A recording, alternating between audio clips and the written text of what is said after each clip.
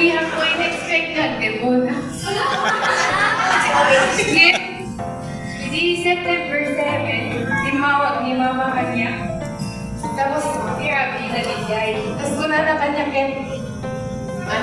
ada photoshoot mo no bigat, 1 PM, kuna na kanya. Tapos, tinawag ko, ayan, demona ko. When ko na ligay, nag-rush na ka, nag-dismiss sa amin nga. Parts ka na, nagiging ang partes. Nag-thankful na talaga, Mami, for making this happen. So thank you to Twins Catering Function Hall, to Ate Kena. Yung decoration po ng reception, ang ganda po. Lagi na po ito, ang ganda po. Thank you so much.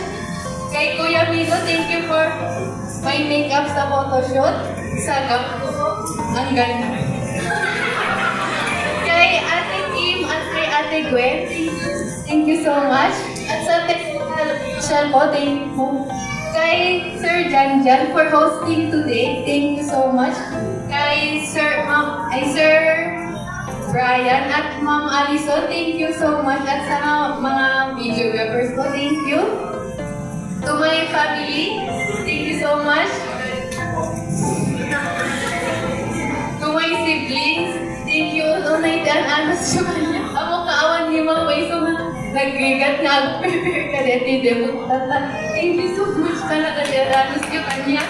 To Tita Lisa, thank you so much. To my cousins, at sa mga cousins ko from abroad, kay Kuya Al, Kuya Marlon, Kuya Rafi, at kay Kuya Kim. Thank you po sa kay Kuya Kim. Thank you so much. At sa mga relatives ko sa Barabar, Lawak at sa Nicolas, thank you for coming po.